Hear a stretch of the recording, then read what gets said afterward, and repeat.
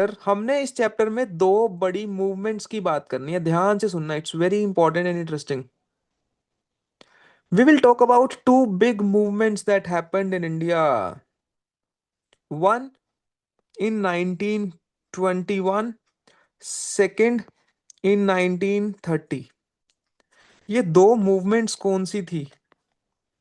One is non cooperation movement, one is civil disobedience movement. ये दो movements की बात करनी है, बात खत्म. ये बात पहले समझ आई, यस और नो? Yes sir. अब ये मूवमेंट्स हुई कैसे, उसकी तैयारी करते हैं कौन? क्योंकि इंडिया में ना 1914 में गांधी जी आ गए थे. तो गांधी जी ने आके स्ट्रेटजी बनाई कि यार इंडिया में अगर ब्रिटिशर्स को हराना है तो हम लड़कर नहीं भगा सकते. बोले अगर हम लड़ने लगेंगे ना तो भैया हमसे बहुत ज्यादा पावरफुल हैं ब्रिटिशर्स, तो वो हमको सप्रेस कर देंगे, तो फायदा कुछ नहीं है.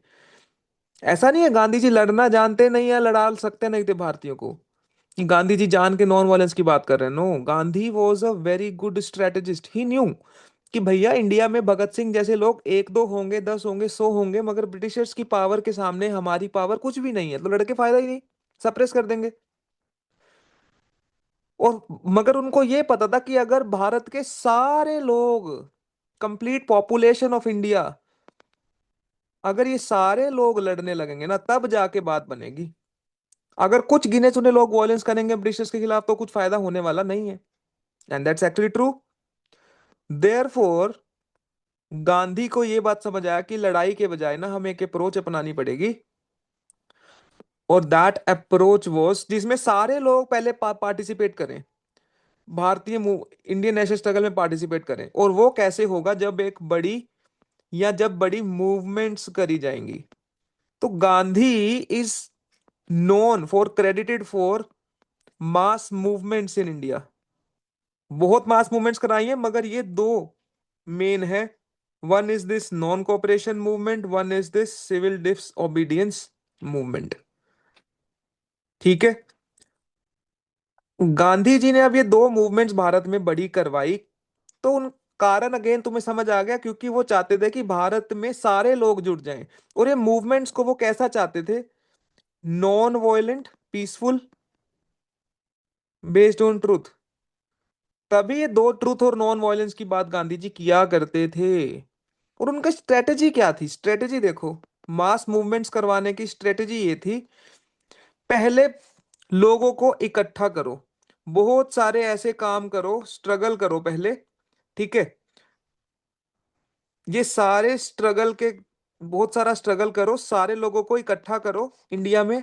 और फिर जब सब लोग इकट्ठा हो जाए, रेडी हो जाए, तब एक बड़ी मूवमेंट कर दो. और फिर अगर वो मूवमेंट वॉयलेंट हो जाती है, फिर उस मूवमेंट को विड्रॉ कर लो, वापिस ले लो, बात खत्म. उसके बाद फिर से स्ट्रगल शुरू कर दो, फिर से स्ट्रगल शुरू कर दो, फिर से सारे लोगों को जोड़ना शुरू कर दो, पूरे इंडिया के लोगों को सिखाओ, समझाओ, पूरे इंडिया में जा जाके सारे लोगों को इकट्ठा करो, फिर से एक बड़ी मूवमेंट करो. और फिर अगर वो मूवमेंट वॉयलेंट हो जाती है तो फिर उस मूवमेंट को विड्रॉ कर लो. That's it. I hope this thing is clear बच्चे, यस और नो? Yes sir. यही हमारा पूरा चैप्टर है.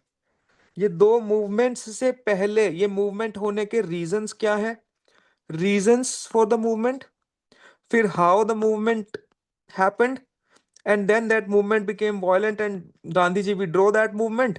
और फिर लास्ट में हमने देखना है कि किन किन लोगों ने पार्टिसिपेट किया था. Same reasons for the movement, movement हुई कैसे, और फिर उसमें किन किन लोगों का पार्टिसिपेशन था. बस ये है हमारा पूरा chapter, the nationalism in India.